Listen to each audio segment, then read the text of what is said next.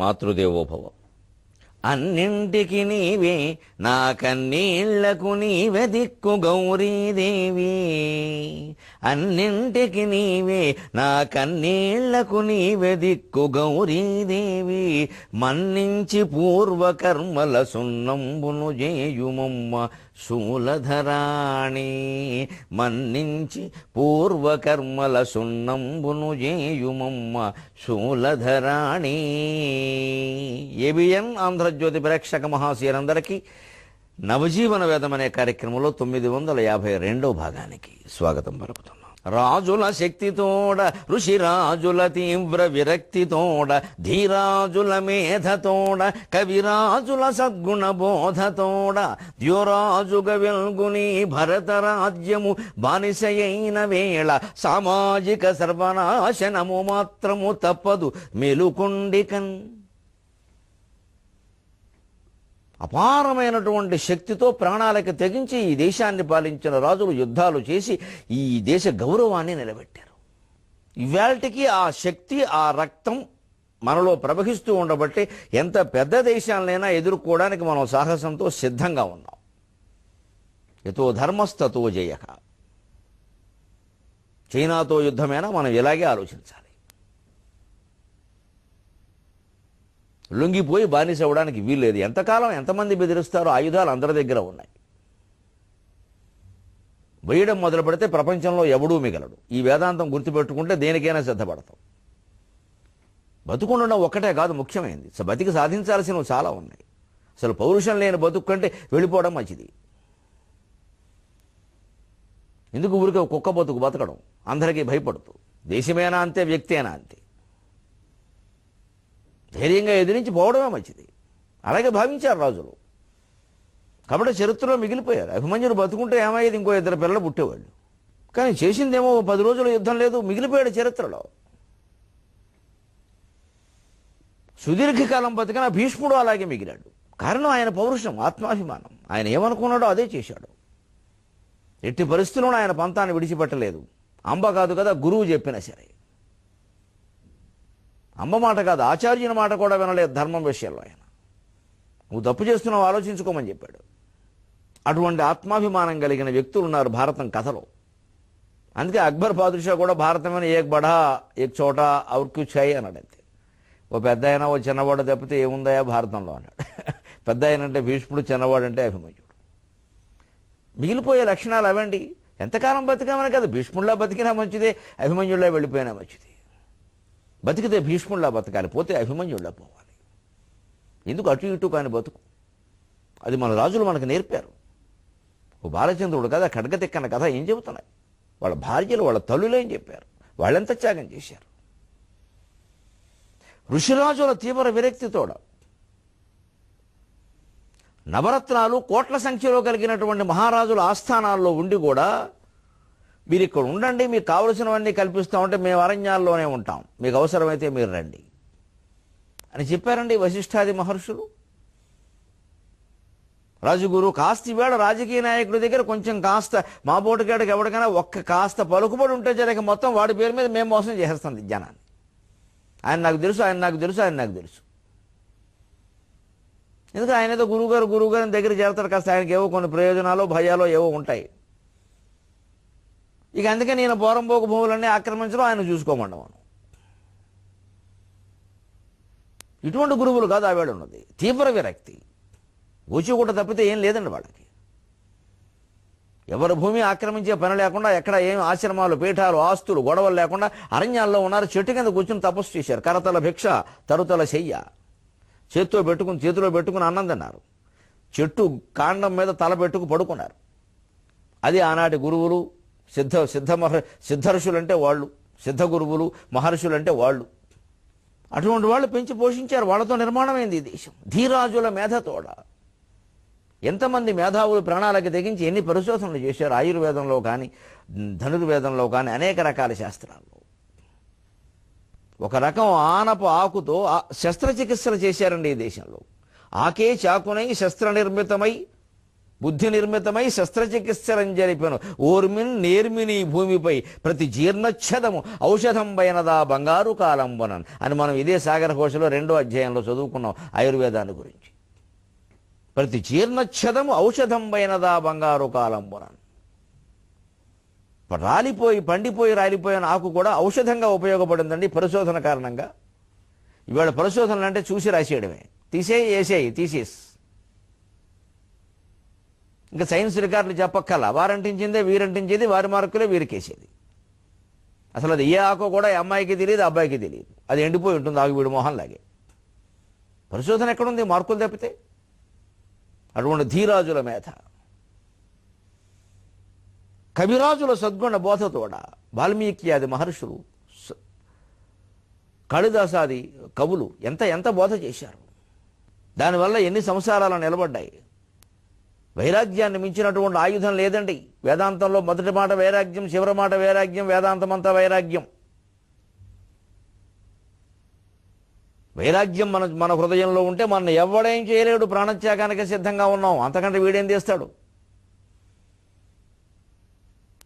ఏది ఉన్నవాడైనా భయపడవలసిందే, వైరాగ్యం ఉన్నవాడు భయపడక్కల. అదే మన వేదాంతం చెబుతోంది. అదే మన కవిరాజులు నవరసభరితంగా చెప్పారు అదే విషయాన్ని. అన్ని భోగాలు చూపిస్తారు.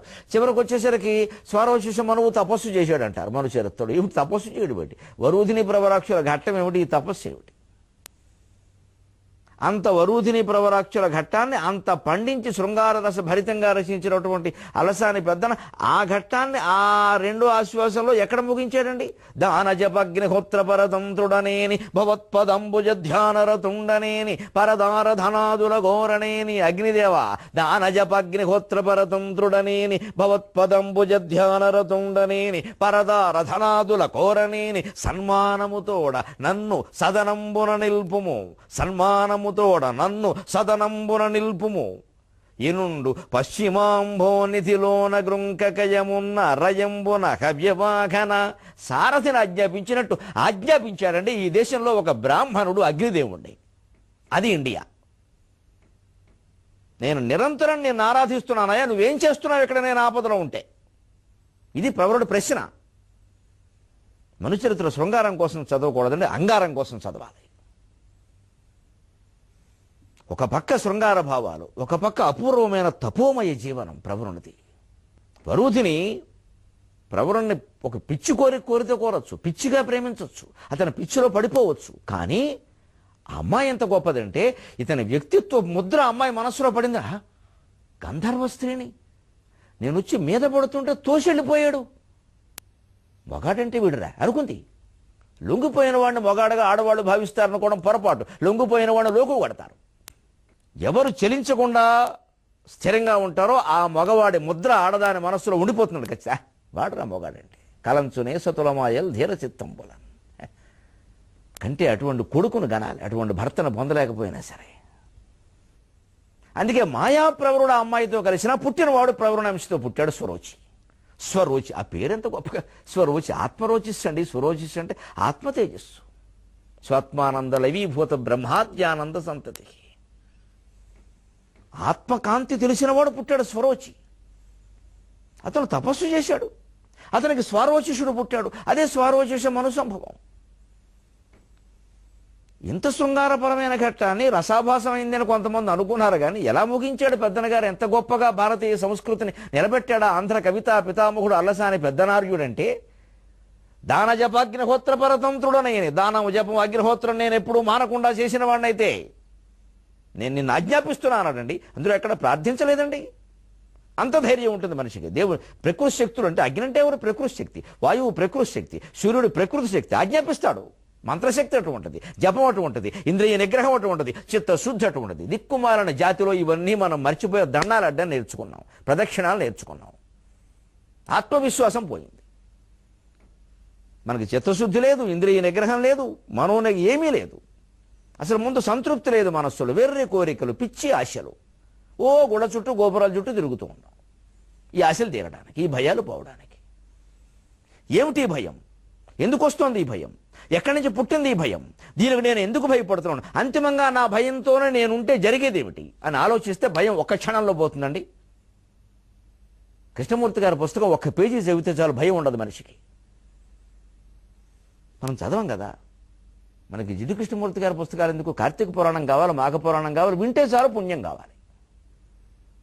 ఇంకా మనం ఏం చేయకూడదు. విన్నంతలో పుణ్యాలన్నీ ఇలా వచ్చేసి మూట కట్టి పైన ఒంటి మీద ఏదో ఎడారిలో ఒంటి మీద మూటలు కట్టి మూటలు కట్టుకోవాలి ఈ పుణ్యాలన్నీ. జ్ఞానం కోసం కనుక ఈ దేశంలో ఆధ్యాత్మికతను వినియోగించుకోగలిగితే అపూర్వమైనటువంటి భారతీయ పునర్వైభవం అప్పుడు తయారవుతుందండి, అప్పుడు కనిపిస్తుందండి. నేను ఇతర స్త్రీల పట్ల, ఇతర ధనం పట్ల ఎప్పుడూ దృష్టి లేనివాడినైతే, ఆ కాంక్ష నాకు లేకపోతే, దాన జపాకిన హోత్రాలు మానకపోతే, నన్ను సగౌరవంగా ఇంటికి తీసుకెళ్ళాలి, ఏదో గాలిలో లేపేసి ఇబ్బంది పెడదాం అనుకుంటున్నాం, విమానంలో ఎగ్జిక్యూటివ్ క్లాసులో కూర్చోబెట్టాలి, బిజినెస్ క్లాస్ అని చెప్పాడు. సన్మానముతోడ నన్ను సదనంబున నింపుము అంటే అర్థం అది. సన్మానం అంటే శాలువాలు దండలు వేయడం కాదు. నాకు ఈ దారిలో నాకు కాలి నొప్పి వేలు నొప్పి తెలియకుండా నేను పాదలేపనం కారణంగా హిమాలయాలకు ఎలా వచ్చానో అలాగే ఏ నొప్పి తెలియకుండా ఇంటికి వెళ్ళిపోవాలి. మా తల్లిదండ్రుల పాదాల దగ్గర ఉండాలి. చేతులు చాపి ఎదురు చూస్తున్న నా భార్య కౌగిట్లో ఉండాలి. నేను ఈ గంధర్వ స్త్రీలు నాకు అక్కర్లేదు. ఇదండి ప్రవరుడు. ఇటువంటి వ్యక్తిత్వం అండి ప్రవరుడు అంటే. కాదన్నా సరే ఆ ఇల్లాలి మనస్సులో ఆ ముద్ర ఉండబట్టి అటువంటి కొడుకు పుట్టాడు. ఆవిడతో కాపురం చేసిన వాడవుడు, పుట్టిన వాడవుడు. ఎందుకు జరిగింది అలాగా? ఆవిడ మనస్సు ఆయన మీద ఉంది అంతే. ఆ మనస్సే ప్రధానం. మనం ఆ మనస్సు వదిలేసాం. మంచాలు కంచాలు పట్టుకుని వేలాడుతాం. వీటిలో ఏదో ఉంది, వాటిలో ఏదో ఉంది, వాటిలో ఏదో ఉంది, వాటిలో ఇదేంలోనూ లేదు, మనస్సులోనే ఉంది. మన మనస్సులో ఉంటేనే అక్కడ ఉంటుంది. ఆ మనస్సును మనం నిగ్రహించుకోలేక, మనస్సును స్వాధీనం చేసుకోలేక, అసలు మనస్సు అంటే ఏమిటో ఆలోచించే ఓపిక మన మనస్సుకి లేక ఏదో పడిపోతున్నాం అంతే. మాయలో ఎవరో చెబుతారో మనం చేస్తూ ఉంటాం. ఎందుకు చేస్తున్నామో తెలియదు. ఎందుకు చెబుతున్నారో వారికి తెలియనట్టే. వారి ప్రయోజనాలు వారివి, మన ప్రయోజనాలు మనవి. నిజంగా మనిషి ఆత్మవిశ్వాసంతో ప్రవరుల్లాగా ఇంద్రియ నిగ్రహంతో నిలబడగలిగితే ఎన్ని మాయలనైనా ఛేదించవచ్చని ఏం చేస్తారు? అది కవిరాజుల సద్గుణ బోధ. ఇప్పుడు తెలుగు కవి అల్లసాని పెద్దని మనుచరిత్ర ద్వారా చెప్పిన సందేశాన్ని చెప్పాను. ఇలాగే వశు చరిత్రలు, అనేక రకాల కావ్యాలు, శృంగార నైషధాలు సహా చదువుకుంటే అంతిమంగా నిలబడేది ఈ తపోమయ జీవనమేనండి. శ్రీనాథుడు కావ్యాలు కూడా ఈశ్వరార్చన కళాశీలుడమ్మ మహానుభావుడైన కేవలం శృంగార పురుషుడి కింద చెబితే ఎలాగా? అదే ఆయన వ్యక్తిగత విషయం అండి. వాళ్ళ ఆవిడికి ఆయనకి సంబంధించిన విషయం వదిలేరేమో మనం దాన్ని పెద్ద ఎత్తున చెప్పాలా? బ్రహ్మీదత్త వరప్రసాదుడవు, గురు ప్రజ్ఞా విశేషోదయ జంహస్వాంతుడవు, ఈశ్వరార్చన కళాశీలుండవు, అభ్యర్హిత బ్రహ్మాండాది మహాపురాణ చేతాత్పర్యార్థ నిర్ధారిత బ్రాహ్మీభూతుడవు, బ్రహ్మజ్ఞాన కళా నిధానమవు, నీ భాగ్యంబు సామాన్యమే. అటువంటి శ్రీనాథుల్లో మనం చూసేది శృంగారమా? ఏదో క్రీడాభిరామం కావ్యమును వాళ్ళ మీద చెప్పినవి, వీళ్ళ మీద చెప్పినవి పద్యాలు, టుమ్రీ పద్యాలు ఇవన్నీ. కాలక్షేపానికి వేరుశనక్కాయలు తింటూ చెప్పిన పద్యాలు ఇవి. అవి కావాలా? ఇంత గంభీరమైనటువంటి తపోమయమైన జీవనం సాగించాడు శ్రీనాథుడు కూడా. ఆ తపస్సును ఎంత వర్ణించాడు. వ్యాసకాశీ ఘట్టంలో, కాశీఖండంలో దివోదాసు ఘట్టం రాస్తారండి. కాశీఖండంలో మహత్తరమైన తపస్సును వర్ణిస్తాడు. అసలు అంతవరకు చదివే ఓపుకుంటేగా మనకి ఎంతసేపు గుణనిధి కథ చదువుకోవడం, పాపాలు పోతాడు, శివరాత్రి నాడు గుళ్ళోకి వెళ్ళి దేవుణ్ణి చూసేద్దాం, పాపాలన్నీ పోతాయి, అంతే ఆపేశాం. దివోదాసు అనేవాడు ఒక పాత్ర ఉందని కాశీఖండంలో ఎవరికి తెలియదు. అద్భుతమైన కథ అది. కానీ అంత ఓపిక ఎక్కడది? ఏది పుణ్యమో, ఏది ముక్కోటి ఏకాదశిలో మంచిదో అదే చెప్పండి. ఎంతసేపు 2-3 కథలే అడుగుతున్నారు మమ్మల్ని. ఇంక కొత్తది అడిగేవాళ్ళు లేడు అసలు. కొత్తది ఎవడన్నా అడిగితే తయారై చెబుదామని నాకెంతో తాపత్రయం. అబ్బాయి అడగరండి. బాగా ప్రసిద్ధమైనవి చెప్పి మేము విసిగిపోయినవి అడుగుతున్నారు. ఎందుకంటే వాటి వల్ల ఏవో ప్రయోజనాలు ఉన్నాయని అనుకుంటున్నారు అంతే. అంతేగా మనకి ఈ భౌతిక ప్రయోజనాల కంటే జ్ఞానం ముఖ్యం, ఇంద్రియ నిగ్రహం ముఖ్యం, భక్తి జ్ఞాన వైరాగ్యాలు ముఖ్యం. అప్పుడు మన జీవితం అంతా బాగుంటుంది అని ఆలోచించద్దా? అది కాదా మన ధీరాజుల బోధ? అది కాదా మన కవిరాజుల సద్గుణ బోధ? రాజుల శక్తితోడ, ఋషిరాజుల తీవ్ర విరక్తితోడ, ధీరాజుల మేధతోడ, కవిరాజుల సద్గుణ బోధతోడ, ద్యోరాజుగా వెలుగుని భరతరాజ్యము. ద్యోరాజు సూర్యుళ్ళ వెలుగుంటుందండి, సూర్యుళ్ళగా. ఎవడండి? బోడి రవి అస్తమించిన బ్రిటిష్ సామ్రాజ్యం. రవి అస్తమించిన బ్రిటిష్ సామ్రాజ్యం గొప్పదా? రవి ఉదయించినా అస్తమించినా సమానంగా సంధ్యావందనం చేసే నా భారతీయ సామ్రాజ్యం గొప్పదా? ఆలోచించండి దయచేసి. ఎవడండి రవి అస్తమించనని చెప్పుకుంటాడు? వెధవ నర వెధవ. వాడిదో సామ్రాజ్యమా, వాడిదో బతుక, వాడిదో భాష, వాడికో సాహిత్యమా? ఇంత చేస్తే ఈ సాహిత్యంలో గొప్పవాడని చెప్పుకునే షేక్స్పియర్ మన కృష్ణదేవరాయల కాలంలో పుట్టాడు. అప్పటికి ఎంత సాహిత్యం తెలుగులో ఉందండి. సంస్కృతంలో ఉన్న సాహిత్యంతో పోలిస్తే వీళ్ళు ఎక్కడ నిలబడతారండి? విదేశీయులు, ఈ సాహిత్యాలు, ఈ షేక్స్పియర్లు, ఆల్ షేక్స్ విత్ ఫియర్. నా దేశ సాహిత్యం ముందు, నా దేశ ఋషిత్వం ముందు, నా దేశ కవిత్వం ముందు ఖాళీ గోటికి సరిపోరండి వీళ్ళు. ఆ దేశంలో పుట్టక్కర్లేదండి, ఈ దేశంలో పుట్టాలను కోరుకుంటే చాలు వాడికి మోక్షం ఖాయం. అంత గొప్పది ఇది. అటువంటి భూమిని మనం దేనికి ఉపయోగించుకున్నాం? చట్టుబండలు చేసి పారేశాం. ఇక్కడ మనం ఇక్కడ పుట్టి పెరిగి ఈ దేశ సాహిత్యం చదువుకుని సంస్కృతి తెలుసుండే మనం ఇలా చేస్తున్నాం. మన స్వార్థం కోసం. పండగ నాడే గుళ్ళో కనపడతారు జనం, ఒట్టప్పుడు జనం ఉంటారు. మన అజ్ఞానానికి ఎంతకంటే పరాకాష్ఠ ఉందా? గుళ్ళోకి పండగ ఏమిటండి? దేవుడు అక్కడ లేడా, ఉన్నాడని మీరు నమ్ముతున్నారే, మరి విడి రోజుల్లో ఎందుకు వెళ్ళరండి? ఓ తులేకాసో ఏదో రాగానే ఓ 16 కార్లు కనపడితే మన్నాడు పూజారి గారు కూర్చోవడమే అక్కడ ఖాళీగా. అందుకని వాళ్ళు ఏం చేస్తారు? ఆ వచ్చే నాడే వ్యాపారం చేసుకోవాలని వాళ్ళు ఆలోచిస్తున్నారు. మరి ఏం చేస్తారు? రోజు ఖచ్చితంగా ఓ 100 మంది గుళ్ళోకి వస్తారంటే పూజారులు వ్యాపారం చేయరమ్మా. నా దేశంలో పురోహితులు, పూజారులు, ఆ సోదరులు ఇంకా అంత దిగసారిపోలేదు. వాళ్ళు దేవుడి దగ్గర బతుకుతున్నారు. వాళ్ళు కనీసం వాళ్ళకి పాపభీతి ఉంది. నేనేమి ఆ వర్గాన్ని కొమ్ముకేయడంలే, కానీ వాళ్ళ మనస్తత్వం తెలిసి చెబుతున్నాను నేను. వాళ్ళు దేవుడి దగ్గర ఉన్నారండి. కనీసం వాళ్ళకి ఏదైనా ఆ పురోహితుడికో పూజారికో ఓ దురాలోచన ఎప్పుడైనా వచ్చినా వెంటనే భయపడతాడండి మనిషి. బయట వాళ్ళకంటే చాలా నయమండి వాళ్ళు.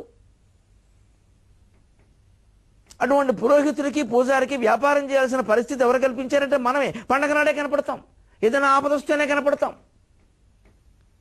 కాబట్టి వాళ్ళేవో జనాన్ని భయపెట్టి వసూలు చేసుకునే స్థితికి వాళ్ళు వచ్చారు. ఎవడు రాడండి గుళ్ళోకి వారంలో, నేను దేవుడే, ఏం చేస్తాం, వచ్చినాడే గుంజుకోవాలి. ఈ ఆలోచన ఎందుకు వస్తుంది? నాకు ఎప్పుడైనా గుళ్ళోకి వెళ్ళాలని వినిపిస్తే దేవుడు తప్ప మరెవరూ లేరు అన్న రోజునే నేను ఎడతాను.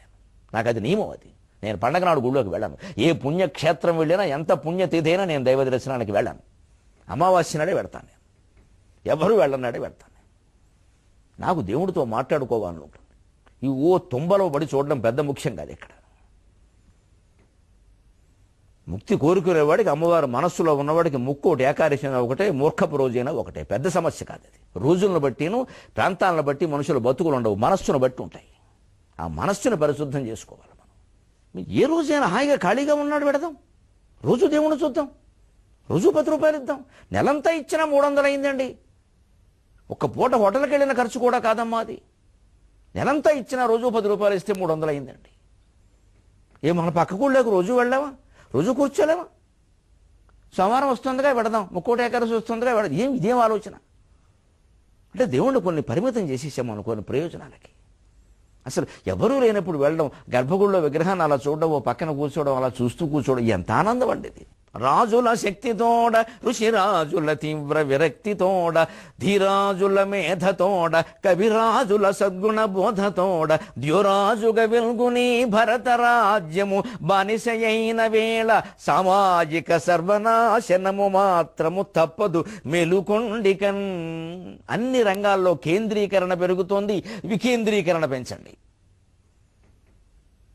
ఒక్క దేవుడు, ఒక్క క్షేత్రం, ఒక్క గుడి పక్కనట్టేయండి ఇవన్నీ. ప్రతి ఊళ్ళో దేవుడు ఉన్నాడు, ప్రతి గుళ్ళో దేవుడు ఉన్నాడు. మన ఊరు పల్లెటూరు గుడి మనకి తిరుపతి కంటే ఎక్కువ. మన ఊళ్ళో శివుడు మనకి శ్రీశైలం శివుడు కంటే ఎక్కువ. ఊళ్ళో శివుణ్ణి పస్తు పెట్టి శ్రీశైలం శివుణ్ణి పోషిస్తారా? ఊళ్ళో రాముణ్ణి పస్తు పెట్టి తిరుపతి దేవాలయంలో హుండీలు వేస్తారా? ఏ దైవాల పట్ల, ఏ పుణ్యక్షేత్రాల పట్ల నాకు తిరస్కార భావం లేదమ్మా. దయచేసి అలా అనుకోవద్దు. అందరూ అన్ని ఊళ్ళు బతకాల వద్దా? అన్ని ఊళ్ళల్లో మనుషులు బతకాల వద్దా? అక్కడ ధూపదీప నైవేద్యాలు జరగాల వద్దా? ప్రతివాళ్ళు తిరుపతి, ఏడాదికో 10 సార్లు తిరుపతి. ఏమిటా పిచ్చి? నా ఊళ్ళో దేవుడు నాకు చాలు. నేను తిరుపతి అదే దర్శనం కోసం నేను తాపత్రయపడిన వాడు చూపిస్తానని చెప్పినా నాకు అక్కర్లేదని చెప్పి తిరస్కార భావం కాదు అది. నేనే ఉండడానికి ఏ వసతి ఇచ్చారో అక్కడ ఏ వెంకటేశ్వర స్వామి బొమ్మ ఉందో దాన్ని మూల విరాటుతో సమానంగా నేను ఆరాధించగలను. ఆ ఆత్మవిశ్వాసం నాకుంది. గుళ్ళోకి వెళ్ళాల్సిన పని నాకు లేదు. అక్కడికే వెళ్ళక్కర్లా. ఆ జనాన్ని తోసుకుంటూ తొక్కుకుంటూ బడి ఆధార్ కార్డులు కూడా పట్టుకుని చూపించుకుంటూ మేమే నిరూపించుకుంటూ ఏమిటంత కర్మ? మనం ఉన్న చోట దేవుడు లేడా? మనకు ఆత్మవిశ్వాసం లేక ఇక్కడ మనమే ఉన్నాం అనుకోవడం వల్ల ఆయన ఉండట్లేదు. మనం ఉన్నామనే విషయం మర్చిపోతే ఆయనే ఉంటాడు. తాను పోయినప్పుడే తాను వస్తాడు, నేను పోతేనే తాను వస్తాడు, నేనుండగా తాను రాడు. సిద్ధాంతం అది. ఈ నేను తాను తేడా తెలుసుకోగలిగితే అయిపోయినట్టే వేదాంతం. అది లేక మనం పిచ్చివాళ్ళ తిరుగుతున్నాం, అపూర్వమైన ఆధ్యాత్మికతని దుర్వినియోగం చేస్తున్నాం, కొన్ని క్షేత్రాలని కొన్ని ప్రాంతాలని పోషిస్తున్నాం. అక్కడ మళ్ళీ ఏదో జరిగింది, జరుగుతుంది. కోట్లు వచ్చి పడ్డాక ఏమైనా జరుగుతాయి, కోట్లకు తూట్లు పడతాయి. మన ఊళ్ళో గుళ్ళు ఎందుకు, దేవుడు ఎందుకు పస్తుండాలి? అక్కడ పూజారి గారు ఎందుకు గంట కొట్టేవాడు కూడా లేకుండా అలా చూస్తూ కూర్చోవాలి?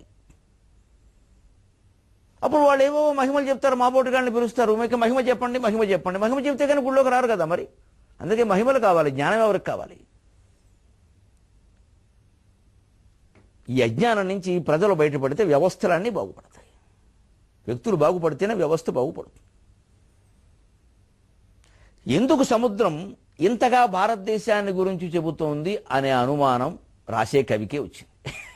నాకే ఏమిటో, మనం భారతీయులం కాబట్టి, మనం తెలుగు వాళ్ళం కాబట్టి, ఎంతసేపు భారతదేశం తెలుగునాడు అంటే చెప్పేస్తున్నాం, ఇది బాగుంటుందా విశ్వకావ్యం కదా అనిపించి ఇక్కడ ఒక్క మాట అనిపించా సముద్రం చేత. మాకు సమస్త విశ్వము సమానము. మనం సమర్థించుకోవాలి కదా. భారతదేశం గురించి ఎందుకు తాపత్రయపడుతున్నారండి? పుస్తకంలో సగభాగం భారతదేశం ఉంది కదా అంటే, మరి ఉంటుందండి, బాగానే ఉంది. నా దేశం, నా ప్రజలు, వాళ్ళు బాగుండాలని నాకు ఉండదా? అందుకోసమే కావ్యం రాసింది. ఇదంతా అమెరికా వాళ్ళు చదువుతారు, ఆస్ట్రేలియా వారు చదువుతారని నేను రాశానా? నా తెలుగు వాళ్ళ కోసమే రాశాను. ప్రధానంగా భారతదేశంలో కూడా తెలుగు వాళ్ళు అందరూ చదివితే చాలు, వాళ్ళు ఆచరణలో పెడితే చాలు. మాకు సమస్త విశ్వము సమానము, ఎవరి యందు నెట్టి ప్రత్యేకత లేదు.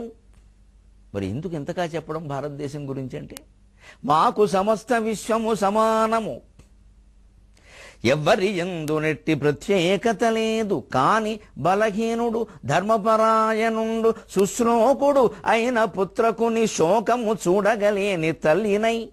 కాని బలహీనుడు ధర్మపరాయణుండు శుశ్లోకుడు అయిన పుత్రకుని శోకము చూడగలేని తల్లినై. మీ కొరకింత చెప్పుచు శ్రమించుచునుండి గ్రహింపుమో కవి. మీ కొరకు ఇంత చెప్పుచు శ్రమించుచునుండి గ్రహింపుమో కవి. మాకు సమస్త విశ్వము సమానము, ఎవ్వరి యందు నెట్టి ప్రత్యేకత లేదు. నాకు ఇండియా గురించి మాట్లాడడానికి, ఇరాన్ గురించి మాట్లాడడానికి తేడా ఏం కనపడతాయా? ఇవాళ ఇరాన్లో ఎంత అంతర్యుద్ధం జరుగుతోంది. ఆ తీవ్రవాదులను పారద్రోలడానికి ఆ దేశ సైనికులు ఎంత తాపత్రయపడుతున్నారు. ఇరాన్ వాళ్ళ బాధలు ఏమన్నా మనవి కాదని వదిలేస్తావా? ఇరాన్ వాడు మనిషి కదా, అంతా ఒకటేనయ్యా. కానీ మీ దేశం గురించిన ఓ తాపత్రయం ఎందుకు అంటే, బలహీనుడు ధర్మపరాయణుడు శుశ్లోకుడు. భారతీయులు ధర్మానికి కట్టుబడి ఉంటారు. ధర్మం ధర్మం ధర్మం అని ప్రతి మనిషి నోట 10 మాటలు వస్తే అందులో ఒక మాట ధర్మం అని ఉంటుందయ్యా మీ దేశంలో. నమ్మినవాడు నమ్మనవాడు కూడా ధర్మం గురించి మాట్లాడతారయ్యా, ధర్మం జయిస్తుందంటారయ్యా. వాళ్ళ కళ్ళ ముందే ధర్మం ఓడిపోయినా సరే, ఇప్పుడు ఏదో అలా జరిగింది కానీ ఎప్పటికైనా ధర్మమే గెలుస్తుంది అంటాడయ్యా ఈ దేశంలో. చదువురాని మనిషి కూడా అంత నమ్మకం ఉంది ధర్మం మీద మీ దేశంలో. అందుకని మీరు ధర్మపరాయణుడు, శుశ్లోకుడు. మీ చరిత్ర చాలా గొప్పది, ఋషుల చరిత్ర మీది, త్యాగమూర్తుల చరిత్ర. ప్రస్తుతం బలహీనులే ఉన్నారు. అందుకని మరి తల్లికి 4 కొడుకులు ఉంటే కాస్తేదో కాలు చెయ్యి ఆడకుండా సంపాదన లేకుండా ఉన్నవాడి మీదే దృష్టి ఉంటుందయ్యా. వాడిని చూడండిరా, మీరు బాగుంటే సరిపోయిందా, కాస్త వాడిని పట్టించుకుంటా అని తల్లి అంటుంది. అందుకని నాకు సమస్త విశ్వము సమానమైన శుశ్లోకులై ఉండి, ధర్మపరాయణులై ఉండి, అతి పురాతన ఖ్యాతి కలిగి ఉండి, ఇబ్బందులు పడుతూ ఉన్న, ఇతర దేశాల చేతుల్లో బానిసలైపోతూ ఉన్న, రకరకాల పాశ్చాత్య వ్యామోహాలకి గురైపోతూ ఉన్న మీ యువతరాన్ని దృష్టిలో పెట్టుకుని నేను ఈ మాట మాట్లాడుతున్నానయ్యా. మీ కొరకింత చెప్పుచు శ్రమించుచునుంటి గ్రహింపుమో కవి. ఎందుకంటే పుడమిన్ పూర్వులు మట్టిగా దలచిర, భూదేవి భూమాతయంచు అడుగుల్ మ్రొక్కిరి హారతిచ్చిరి గదా. ఆ భక్తి ఏమయ్యను, చెడు బుద్ధుల్ చెదలెట్లు బట్టెను, విదేశీ శస్త్రమోహమ్మునన్ కళతేరన్ వ్యవసాయము ఈ ధరణిలో కర్మం మెడుల్ కాలినన్. వ్యవసాయమే ఉదాహరణ అయ్యా. రైతులు నాశనం అయిపోతున్నారు. నిమ్మకాయలు నేల మీద పోసి, టమోటాలు నేల మీద పోసి, తెచ్చిన కాయలన్నీ నేల మీద పోసి, దొండకాయలు నేల మీద పోసి రైతులు దాని మీద పడుకోవడమా? వాళ్ళు పండించిన పంట మీద చెప్పు కాళ్ళతో వాళ్ళు పడుకుంటున్నారు అంటే వాళ్ళ మనస్సు ఎంత విరక్తి చెందిందో ఆలోచించండి అయ్యా. వాడి చేలో పండిన ప్రతి దొండకాయని అమ్మవారిగా భావిస్తాడే, అటువంటి దొండకాయల నేల మీద పోసి వాళ్ళ రైతు పడుకుంటున్నాడు అంటే ఆ రైతు శాపం భూమికి తగిలితే భూమి బాగుంటుందా? మొట్టమొదటి అందరం ఆలోచించవలసింది రైతుల గురించా, కోట్లు సంపాదించుకునే కంప్యూటర్ ఉద్యోగస్తుల గురించి ఆలోచిస్తామా? 23:30 గంటల్లో ఏది ముఖ్యమో తేల్చుకుందుము గాక. అది తెలుగులో సెలవు.